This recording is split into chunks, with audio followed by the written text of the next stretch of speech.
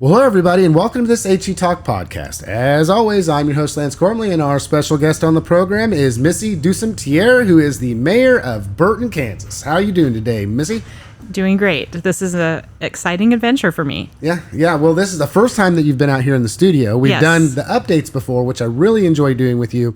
I appreciate just your openness to do them. I know in the beginning we talked about, you didn't really know what to expect, and you just had courage and moved forward and did the best job you can, and you just keep getting better. So I think that's something I've learned about you as far as who you are as a person, when your heart is in the right place, you want to do what you can do to make your community better, to serve your community. And, we've even on the updates talked about how you're moving them into the digital age, right? And just trying to do everything you can to make Burton a better place. And when I began this series, I knew I wasn't going to be able to get to everybody as far as everybody running for office in Kansas and Harvey County and the whole thing, right? But I really honed in and wanted to pick people that I truly believe would come out on the program and represent their community the best way that they possibly could, regardless of the outcome. That's right. Exactly. And I appreciate that about you. Thank you. Okay, so getting started, we have not had Missy out here on the program before. Everybody knows that the style of program that we do have is when somebody comes out here the first time, we always got to ask you where you hail from, where you grew up, and just get a brief bio about you, so that way the audience can better know who you are. So where you hail from, Missy? I hail from Burton, Kansas. I was born in Axtell. Well, it was Axtell Hospital, I think, at the time. It's not that anymore, but born and raised out by Pete's Puddle. Lived there until I was 14. Farming just wasn't making it, and so my dad had the opportunity to move to Liberal, Kansas to become an EMT and a paramedic, and they were going to pay for the program. And so I graduated 8th grade, and we moved to Liberal. And then I found myself up in Montana for a while, because that's where my husband was from. Moved back and forth between Kansas and Montana. And in 2017, found the opportunity to move back to Burton, finished raising my kids there. And now I'm a business owner, I'm mayor. Just a really full circle of life, to be honest. Yeah, that's interesting. Okay, so I want to dive into that a little bit. So just a real quick question that interests me is you had mentioned that, you went from Burton, obviously, to Liberal, so another part of Kansas, and then from Kansas to Montana.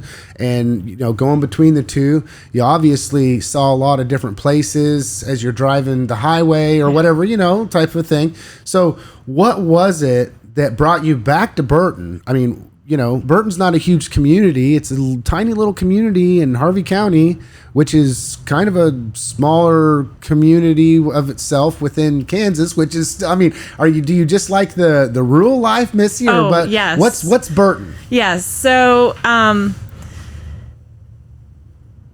the interesting thing is we've never, other than living in Billings, Montana to go to college, which was at that time 100,000 people, that was the biggest town I've ever lived in. And I thought I was living in like ginormous city, but it was Billings, Montana. So we do have to be realistic. But most of the towns that my husband and I have found ourselves in have been small.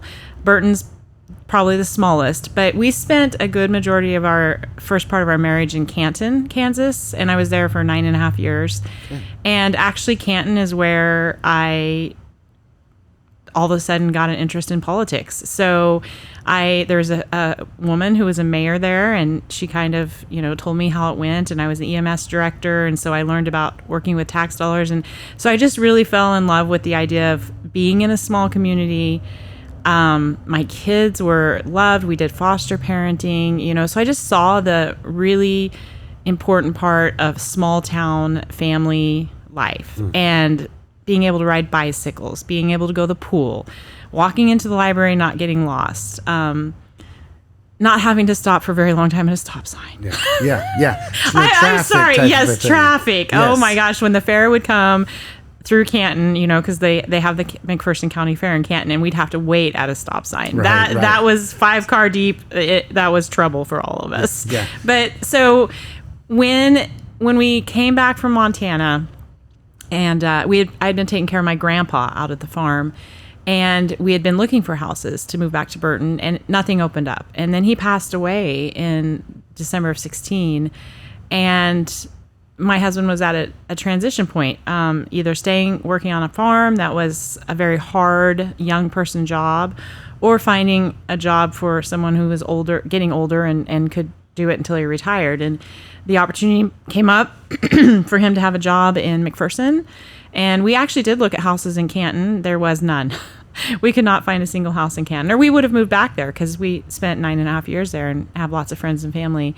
And we found what do you call it? It's not a repossessed house, or foreclosed. Yeah, thank you. A foreclosed house. And we were able to pay for that and fix it up as we lived in it. And honestly, it was kind of fun. My daughter started her freshman year in Burton, which I left right before my freshman year. So a little full circle.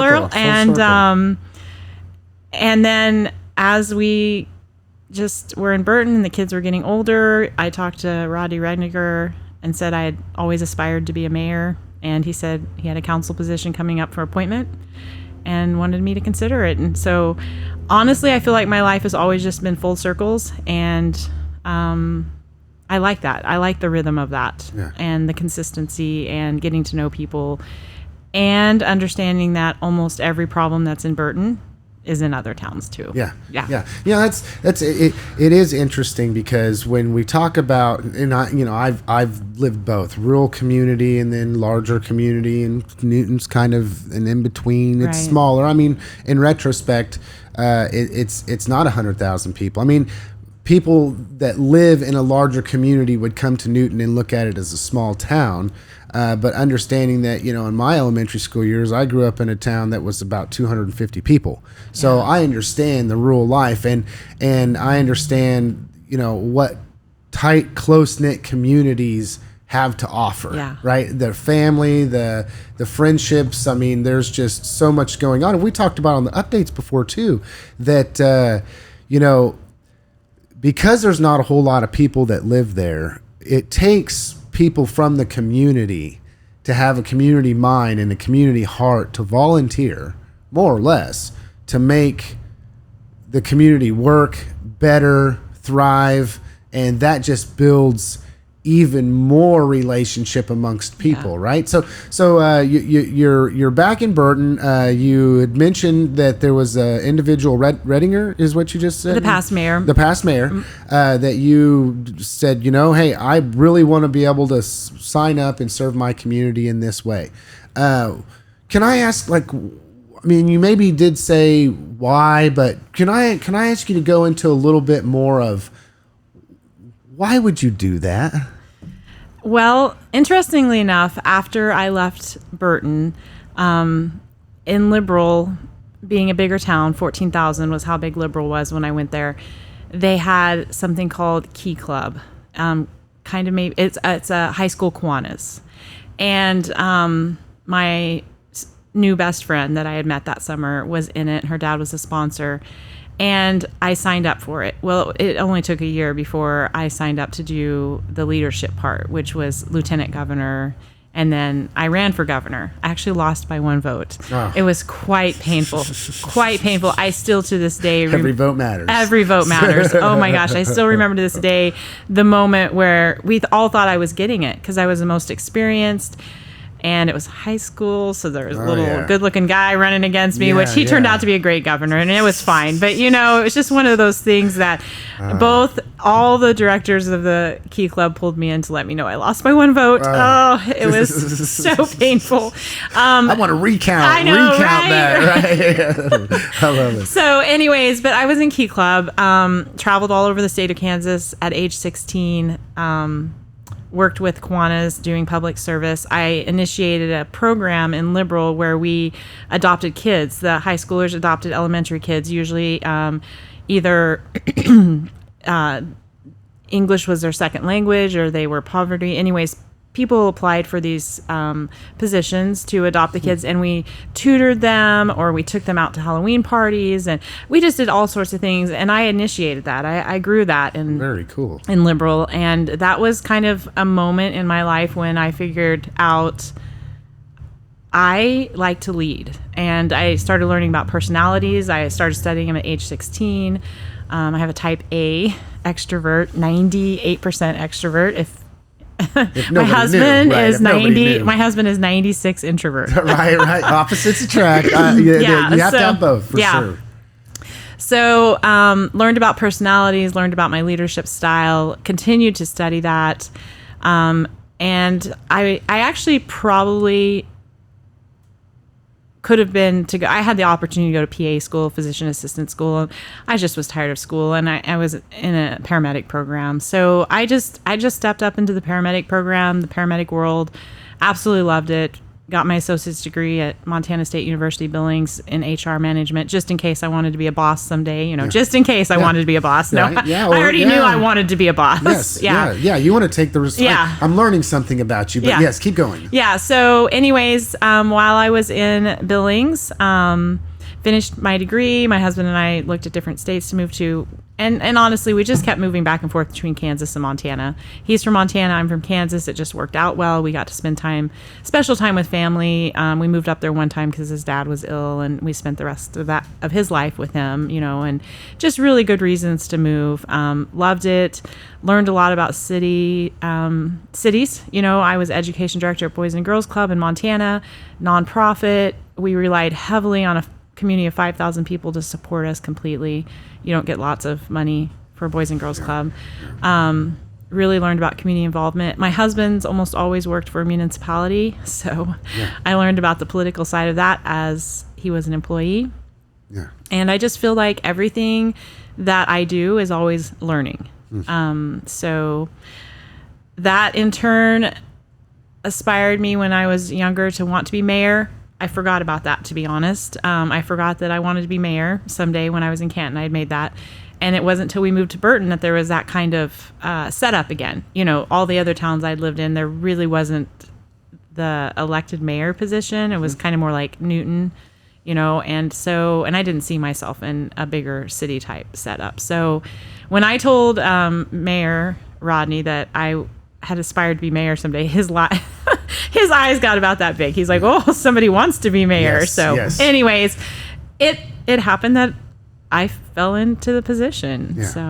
Okay. So what I've just learned about you, I think I kind of already knew just by, but we've never had this conversation before between the two of us, right? So you just, it sounds to me like you just have a servant's heart, right? Yes. I mean, when you're talking about EMS and your occupation, and then the desire to be involved in the things that you've done from high school on, I mean, that's a lifetime of service, right? In so many ways. And then just because of where you were in the moment, being a recipient of, government funding, basically, because who funds your EMS and your fire or whatever. I mean, so then I'm sure at times there were needs that you saw should be met, and then the difficulty with that having to do with the funding to meet those needs and the strategy behind getting the funding to meet them, coupled with the fact that you pretty much dealing with small towns, which really is not an easy budget process, because there's just not a lot of money to go around, but there's still the needs and the services for people that you love and want to provide for in your community. So you found yourself in a situation where it's funny you said that when you told him, "Hey, I want to be mayor one day," and his eyes lit up and he's like, somebody wants to be. I mean, there's not a lot of people in any community, I mean, let's be real, that want to sign up to serve. Right. I've oftentimes said that the work there's much work, but few hands that want to do it. And so then when the few hands are there, then it makes it to where, well, there's just so much, right, that a small group of people are actually doing. So to say that everybody wants to be mayor, that's probably not.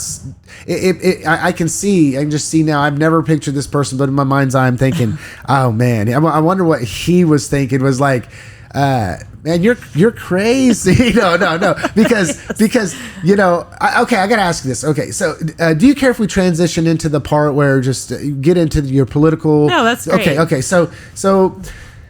I've often said in many cases, and almost in every case or interview where I am interviewing somebody that signs up to be elected for something, gets elected or gets placed in the position that I know from the ground floor the challenges, right? There's a lot of challenges there, and a lot of it has to do with communication, public perception about what you do and what you should do and what you shouldn't do, but yet they're being an armchair quarterback, you know. And I'll ask this question this way: once you were in the position, what was one of the biggest challenges that you realized right away that you were going to have to overcome, that you didn't know that you were going to have to overcome?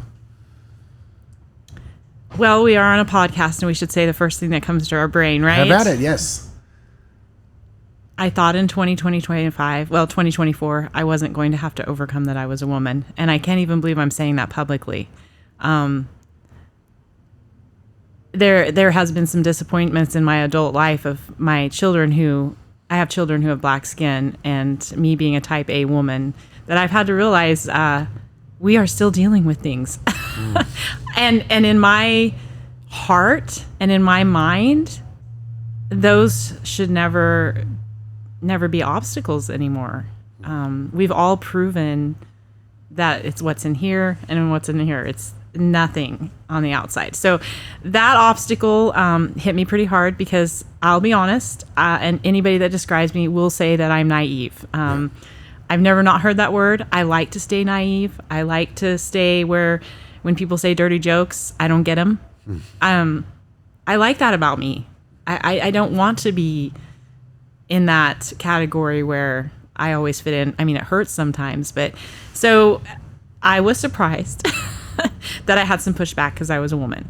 I didn't let it stop me. Not that that has ever happened. When I was a paramedic, I was still a minority as a woman. And so I grew up on a farm. We were almost all women. We didn't have a choice. You did everything that a man did. I just didn't know that world existed, you know? Yeah. And so that was my first pushback, but I got over it right quickly. Okay. You got real personal with situations, right?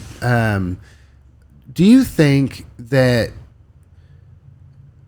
well, what I heard you say is not necessarily what you said, but do you think one of the challenges is kind of how I'm perceiving what you said is that you wouldn't believe that people would stoop to the levels that they did to try to throw shade on you by any means necessary?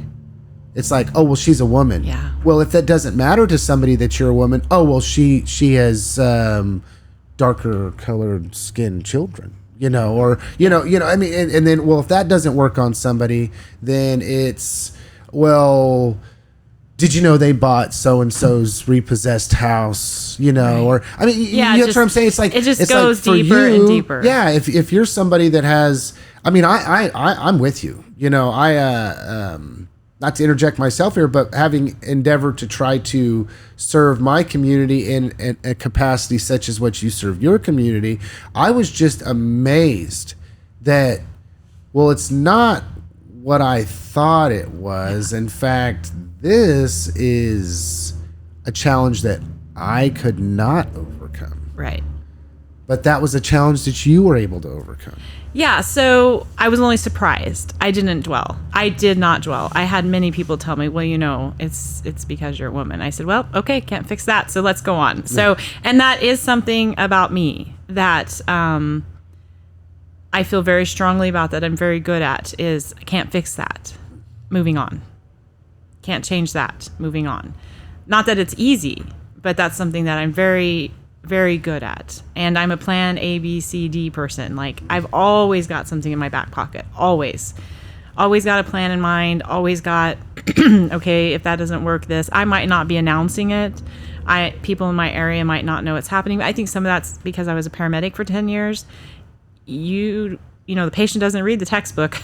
Yeah. You have got to have all those plans in place because they're going to do something that wasn't on the script. Yeah. And working with humans, they're going to do something that wasn't on the script. So I'm okay with it. I mean, I'm surprised. I still think that we can overcome these things, but I don't fight to overcome it. Like, I just move forward. So that was my first, like, a little slap in my face going, oh, okay, well, I wasn't ready for that, but we're going to move on. So regardless of that, I think society's better about women than they were even 20 years ago. So I don't want to dwell on that. I just want to say that was the first thing.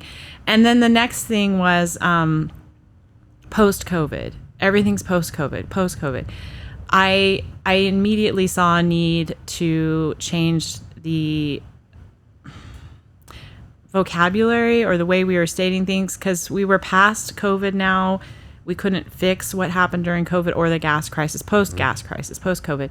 All those things happened, again, out of our control. So I had to remind myself that what we are doing moving forward is moving forward. Yeah. And we're going to change our dialogue, and we're going to change our thinking process.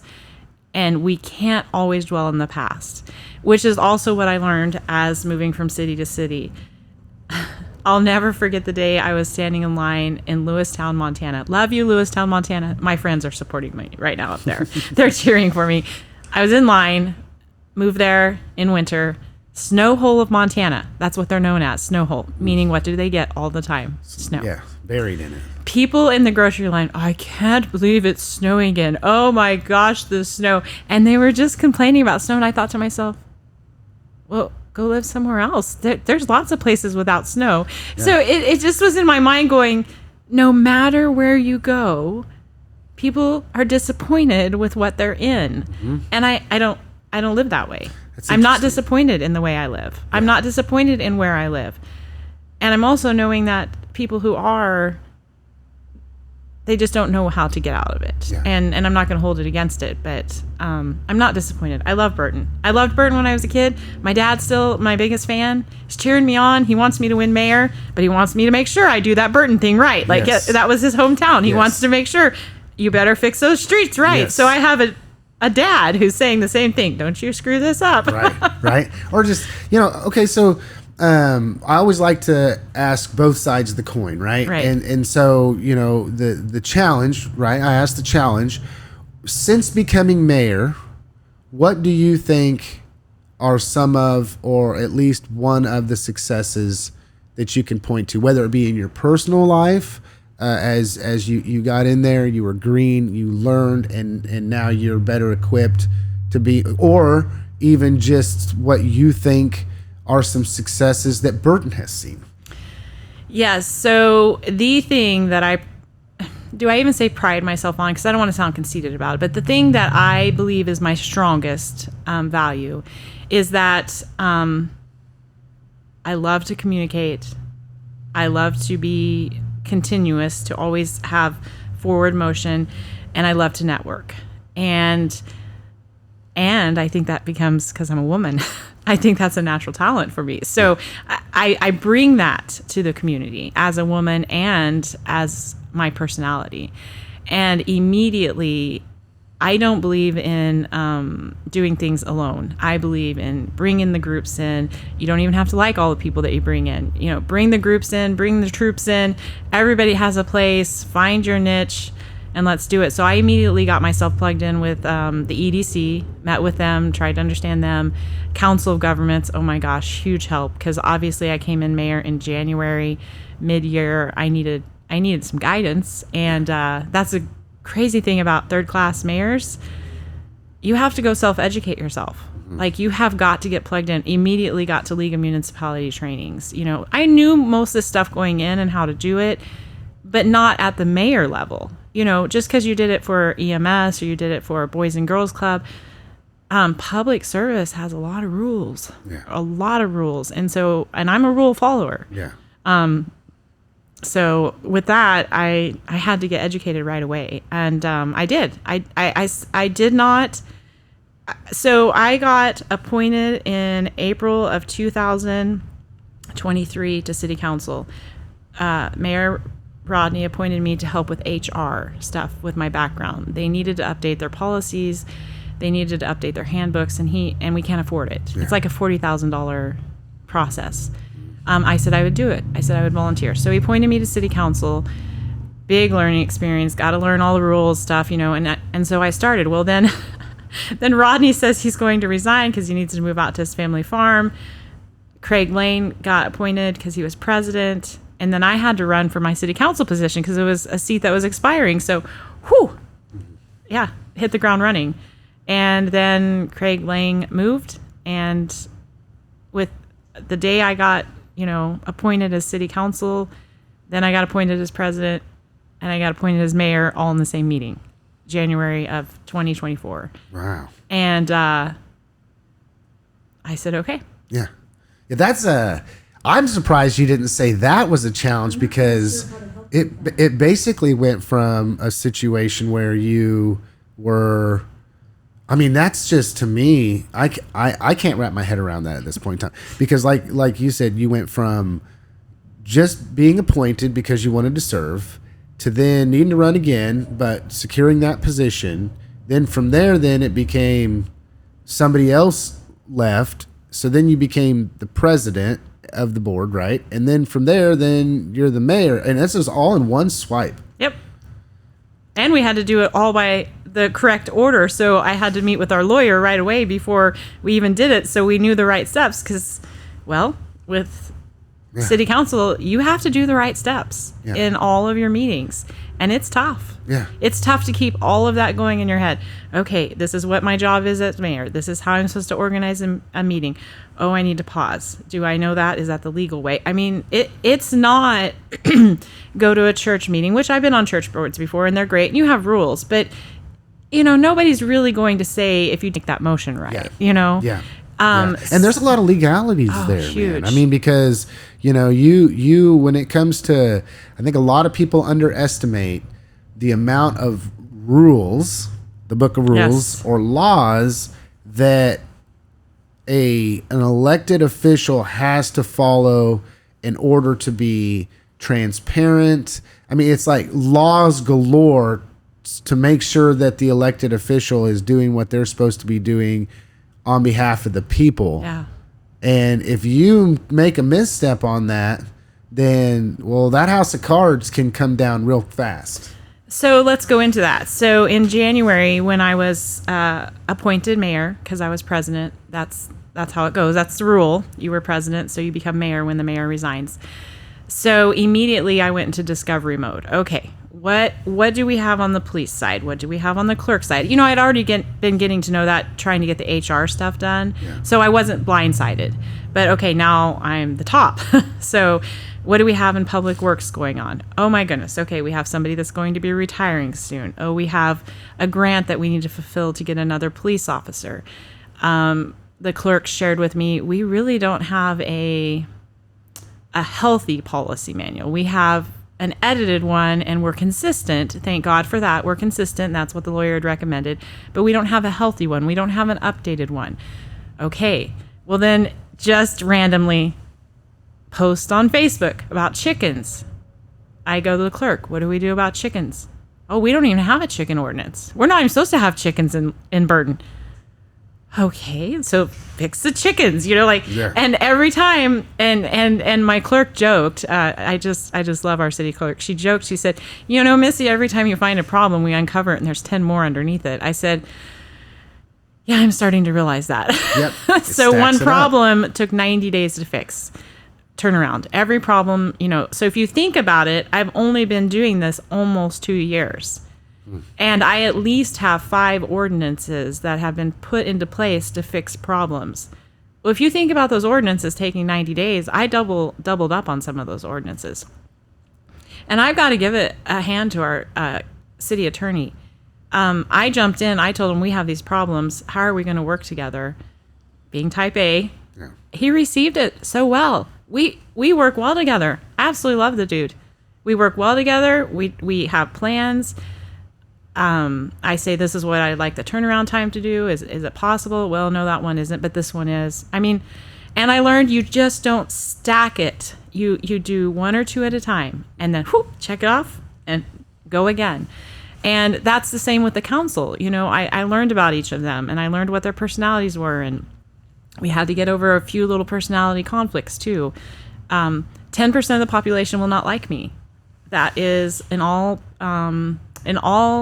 studies for personalities. If you look at my personality type, and you could go with all different descriptions, whichever way it is. It's just easier to say type A extrovert, but there's all sorts of ones you could name me as. But 10% of the population will not absolutely like my personality. That's across the board. There's nothing I can do about that 10%. There's nothing wrong with the 10% that don't like me. I just am abrasive to that amount of people naturally. So I don't focus on that. But when I find out that I am, I kind of try to say, hey, we're probably not going to like each other, but we can work together. Yeah. You know?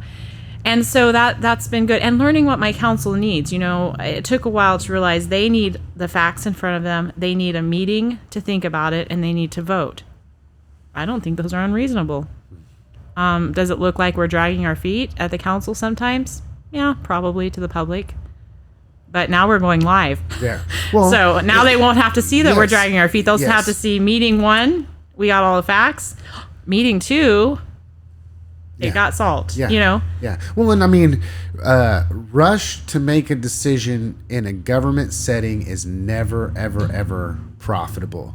In fact, 9 times out of 10, I know as being somebody that sits back and watches, when government doesn't, you know, elected officials acting on behalf of their communities in the form of government, i.e., let's say Burrton City Council or mayor, if there's a rush to judgment based upon an emotional response instead of a process where you can take it and think about it and get input from those that you feel you should get input from before making a decision, 9 times out of 10, that leads down a very slippery slope that oftentimes has negative consequences that you didn't know about, which, i.e., we call unintended consequences. And then that's just one more thing you have to dig out. But coming back and Can I intercept one thing there? Yeah. So you talked about that, about the emotional part.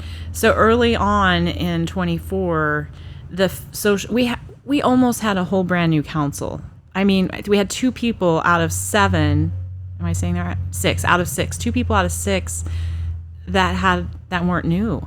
That's a new council. Yeah. So we're all learning together, tough. right?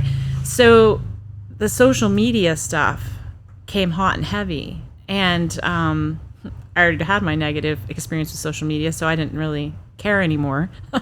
And so I had council members wanting to make decisions based on social media, and I saw where that was going. And I knew their heart in it. They wanted to do what they thought the people of the city wanted, but I also knew where that lands. And so I met with our lawyer and I said, can we do a social media policy? And of course, by then, League of Municipalities came out with some training because they were already seeing it too. Because this was a new thing for politicians getting sued for Facebook crap. Yep. Maybe I shouldn't say that online. No, but have at it. That's basically what they were being sued for.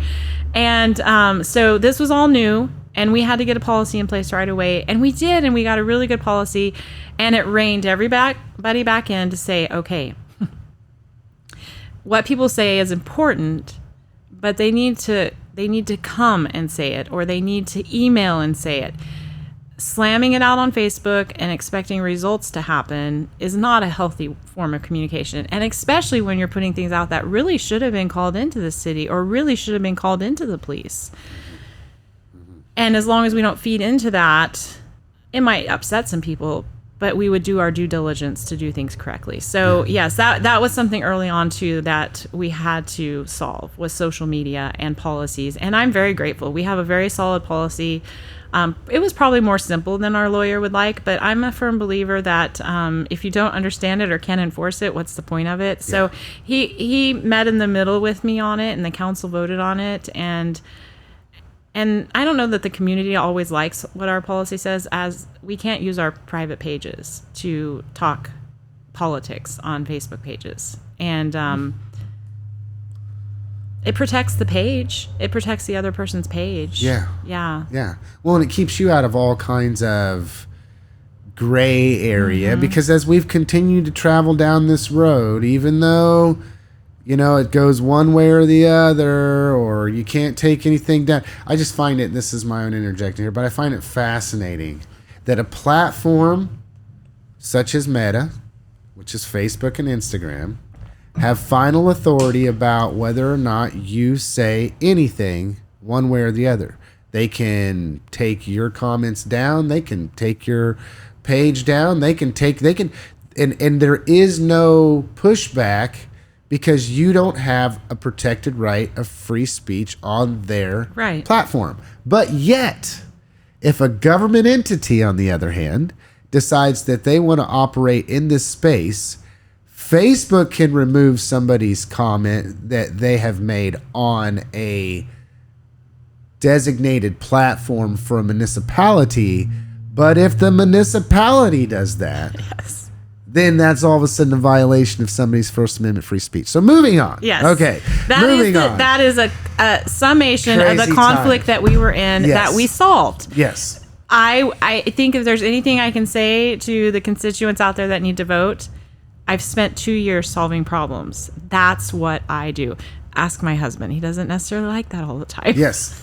Well, and you know, I got to say too, you know, there's something to say for the fact that you can look at you and what you've accomplished and say, I may not always agree with what the decision was, but we need somebody in that position to make a decision. And so if we feel confidently about the fact that this individual is going to make the decision, is also going to consider the community, loves the community, and wants to do what's best for the community, that's a pretty good profile and resume for taking on all of the things that you have to take on in a city such as your size to be able to do the job, right? Yeah. I mean, I think people get a little bit lost and confused and realize that you're pretty much just volunteering for the position. Yeah. I'll interject a little humor here, which is always risky for me because I'm not the best with humor. Well, at least you're not writing it, because you can never make a joke or use sarcasm when writing in written form. True. So this I is learned great. that from your podcast, and that has helped immensely. That has helped me immensely. So when I first got appointed as mayor, I walked outside, and my son and his friend were sitting out there on their BMX bikes, and I said something about how to go do mayor stuff, and the kid says to my son, "Your mom's the mayor?" And my son says, "Yes." And he says, "What does she do?" He said, "Oh, she gets yelled at all the time and she likes it." That was his teenage perception of me. That is eye-opening. I must say, you know, it's I've oftentimes, I truly believe that projection and perception, right? Who you are and who you think you are and what you think you're doing and how you think you're coming off to somebody is not necessarily how that person thinks you are. So it comes down to projection versus perception. But okay, so before we get too deep on here, philosophical here, my next question then becomes, Missy, you probably spent a lot of time over the last few years learning and growing and accepting the challenge, doing everything you can to overcome the challenge, being the best you that you can possibly be for your community. I can't imagine that it's all been sunshine and roses, right? Right. I oftentimes say positions such as the one that you serve in can be a thankless job. Not that people don't thank you, not that people don't appreciate what you're doing, but in the age of social media, we'll just call it, it seems like people are very quick to say something, which then goes out into the public town square for everybody to see, whether that be an uninformed or, you know, it's like we'll use this. Okay. for a community such as yours, we've had updates, so I do know that you're trying to do some things, or that Burton needs to accomplish some things like road paving, or trying to figure out a way to create a better industrial park in order to get maybe the potential for somebody to want to come to Burton that will help with your tax base. So I guess it is unique, our conversation here, because of the updates that we have. So I'm pulling from conversations we've had in the past. From that point in time, and you need to get this done, which then causes people to have to pay more taxes. Therefore, the community has more revenue to be able to pay for this kind of stuff. How challenging is it to balance, two-part question, how challenging is it to balance the needs and the desires and the wants of a community member that says, well, we've got too many potholes out here, or we need to get some industry out here.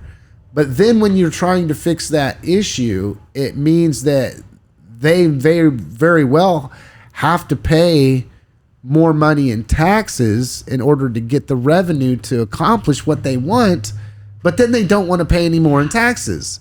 It's like you're damned if you do and you're damned if you don't. Yeah. It's a thankless, leading the second part of my question. It's somewhat thankless at times, because that's how people treat elected officials. I've seen it time and time and time again. And then you don't get paid anything for it. Why? Why run again? I mean, why, Missy? I gotta know. I hope I'm not projecting my own personal experience on you, but I see this, and it's like, why does Missy do what she does? I always want to know why people do what they do, who they are. And I hope that didn't monologue there, but I the love two-part it. I question. love the question. So we're gonna go with the second part. Okay. We're gonna go the second part with why. Okay. My why is. It's because I have a desire to see something succeed after I'm not around anymore. And I can remember even in my 20s, I was some marriage counseling, and I remember doing some marriage counseling, and I came in with a sheet of paper. The counselor challenged us with something, came in with a sheet of paper, and I said, I have a desire to leave a legacy. And I just remember the counselor saying, okay, well, I've actually never had someone come in with a assignment, and that's what they had. So that's my why. I have a desire to leave a legacy in Burton that is beyond my life, and it doesn't need my name on it. So that's the other part. I don't want to do this. I want to do the work. I don't want to do the running for elections. I don't want my name on things. I didn't even put mayor next to my name for 9 months because I hated the idea of having a title. Unfortunately, I found out you have to do that. But anyways, my why is always that. That's my why with my marriage, my why with my children, my grandchildren, and that's my why with the city of Burton. I want something to still be there after I die. That's my life. That's how I live my life. So me being mayor, me being a wife, me being a mother and a grandparent, nothing changes. I just put a different hat on for that one. But that's always my why. That's been my why. I nearly died at age 5. I just think after you have a near-death experience, somehow that changes something in your life to say, and I had 2 more after that. So, I think that when you have that, you realize you're going to die. And what happens after you die, people either keep doing things that you did, or you did nothing. You didn't have a piece of that. And for some reason, I think it feels good to think that I could have a piece of that. So, which is why I love Heritage Park so much. That Heritage Park that got put in. The Matlack signed the Constitution. Some of his family lives in Burton. That's a why. It's just amazing, how interconnected we all are. Yeah. So how small this world really is. So that's my why. I've traveled all over the world. I love it. I love the world. I love Burton. Always did as a kid. Have great memories there. So that's my why. I want to leave something. And the challenge, what kind of was the first question, right? Yes. The challenge. Oh, well, I've lost a lot of sleep and shed some tears. on having to increase taxes. Very discouraged that when I went into all the ordinances and stuff, that most of the rates hadn't been changed since 2008. Bummed that no one was willing to be a forward thinker and think costs are going up. How are we going to make it?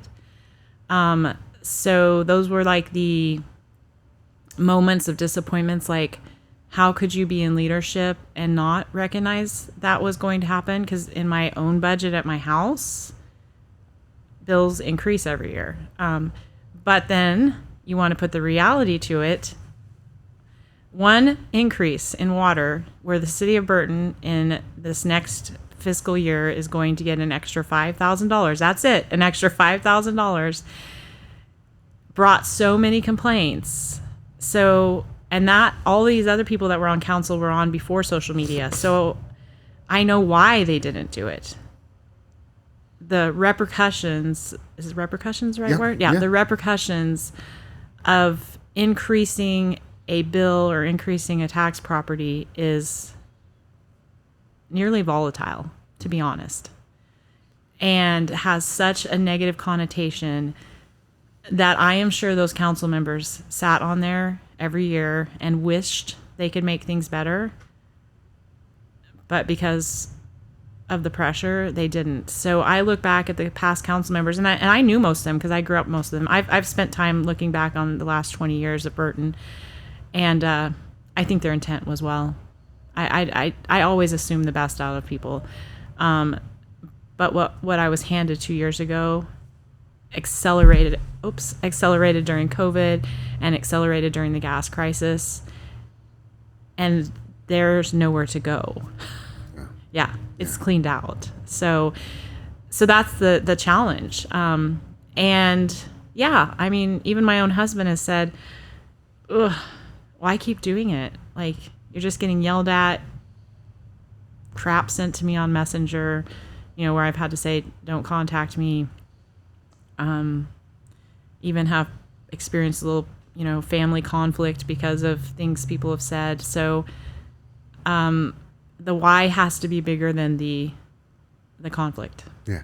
It's interesting that a couple things that you brought up. One is I would say that what you are experiencing as an elected official when it comes to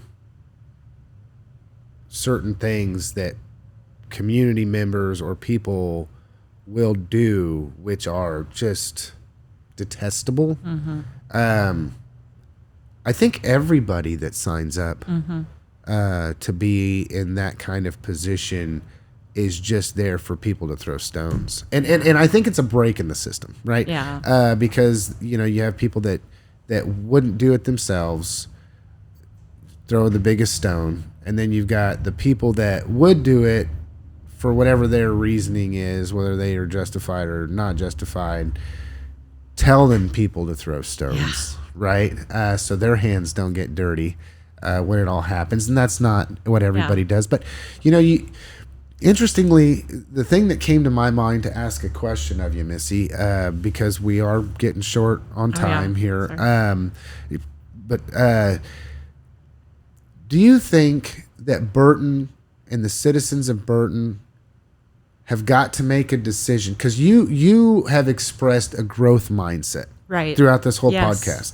Personally, as far as what you've accomplished in your life, you want to grow. You want to be better so you can help others be better, right? Yes. So then in the same mentality, the parallel there is that you're in the position that you're in, and you look at Burton and you say, hey, we got to have a growth mentality here. We've got to be able to do X, Y, and Z. And when you're in a growth mentality, the only way to accomplish that in many cases is to increase. I mean, I hate to say it. Nobody wants to say it, but have a revenue source in order to make the investments, because that's what it is, into your community to establish your community to move forward, right? Correct. Growth, to grow, move forward. So I think this sums up my campaign. I really do. So the city of Burton is on Highway 50. When I grew up there, it had a lot of activity. Has actually, if you look at the history of Burton, the cycle of businesses, no businesses, businesses, no businesses, it's repetitive. I think it's historical. I think things cycle. I think we're on the next cycle. I think we're on the next cycle because we have Highway 50 access. We have property that has opened up that's been locked up for years that can be developed or purchased. We have young people moving in with young kids. That was my favorite thing about doing the LMI survey door to door. We have families who want their kids to go to school there. We have everything. If you want to say the stars are aligning, Right. the stars are aligning for everything to move forward. The painful part is we have not been living on a quote unquote functional budget. We've been living on savings for years and years, and there is none left. So we are at a do-over.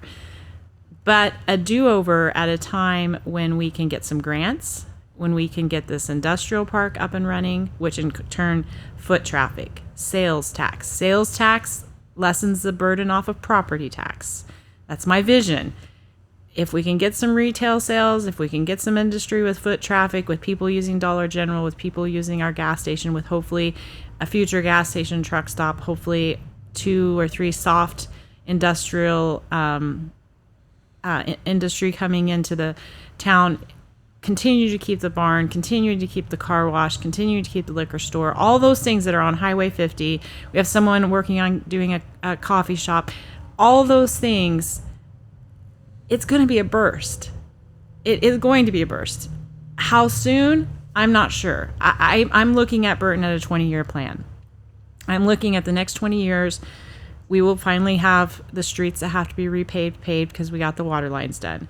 We will have the potholes and chip seal problems solved. I don't know what that looks like yet, but in the next 20 years, if the council sticks with the plan, if the money is used appropriately, which has never not been used appropriately, it just hasn't been planned out on how much money is going to be needed. So there's a difference. They didn't increase rates to plan for repairs.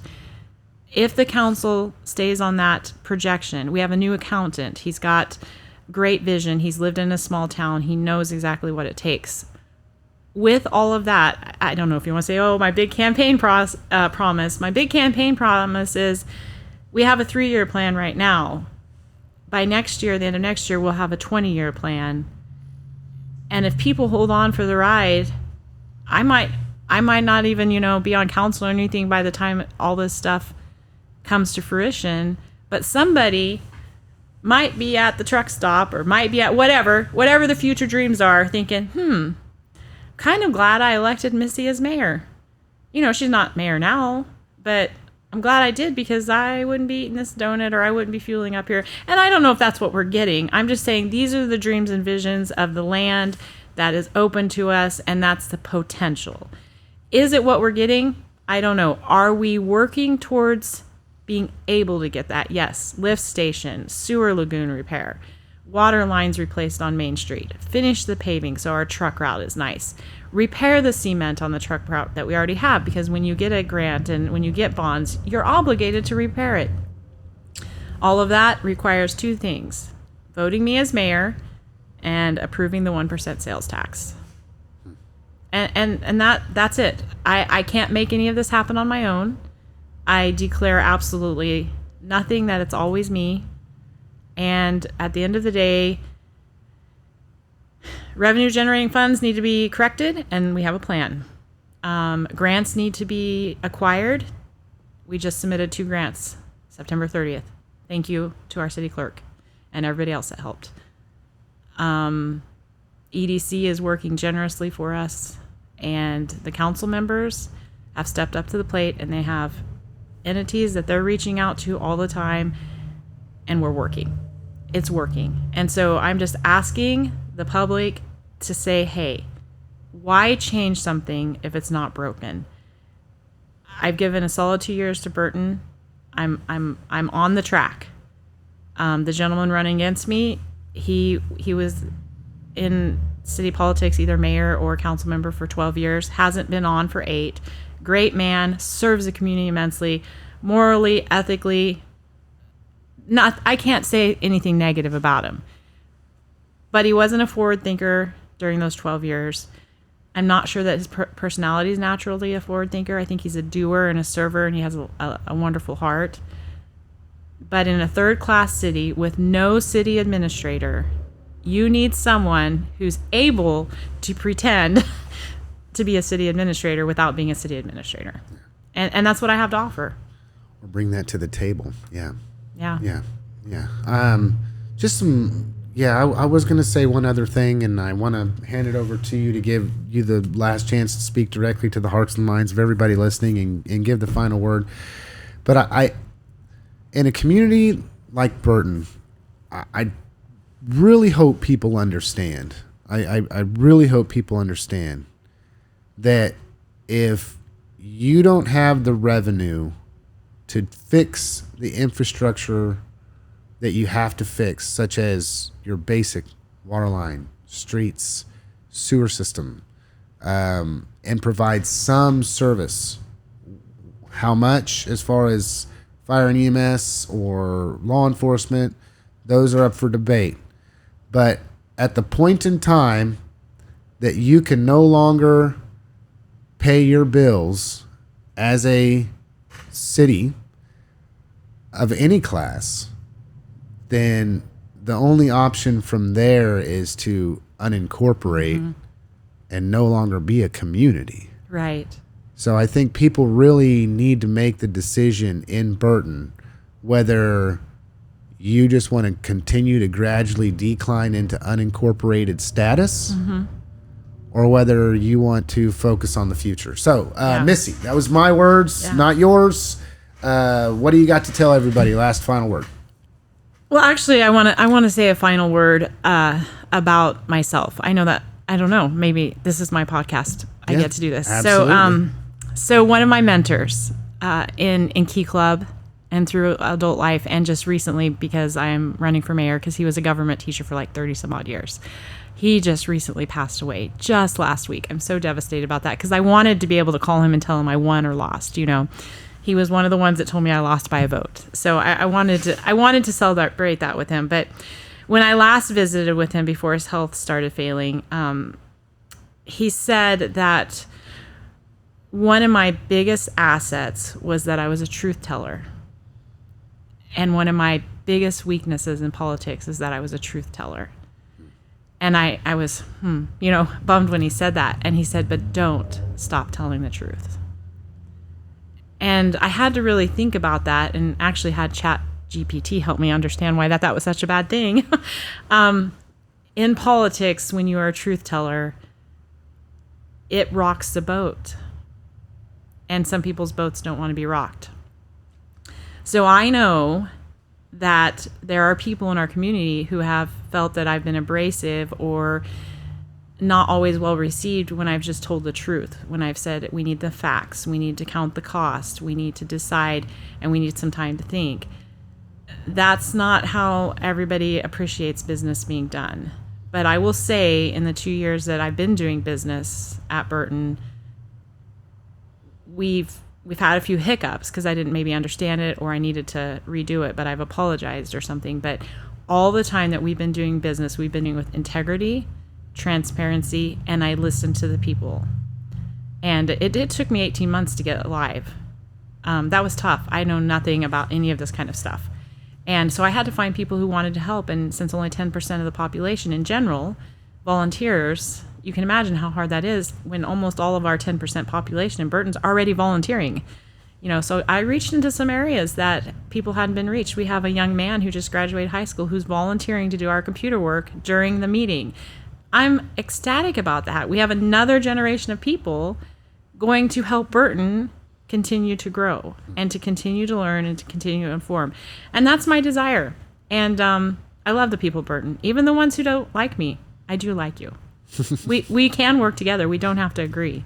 Absolutely. Yeah.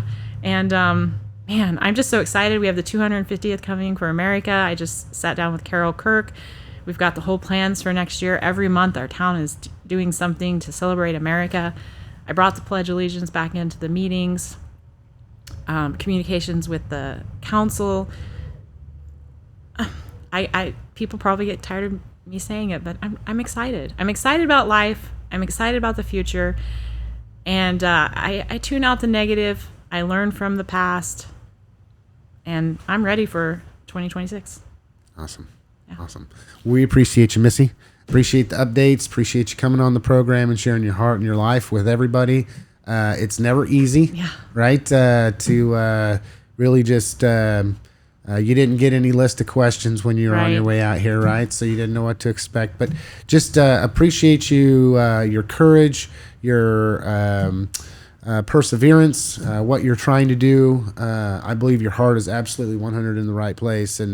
And I just want to then tell everybody I appreciate you listening to this episode of HC Talk. As always, I was your host, Lance Gormley, and our guest was the Burton, Kansas City Mayor, Missy Ducemtier, and she's running once again to serve her community.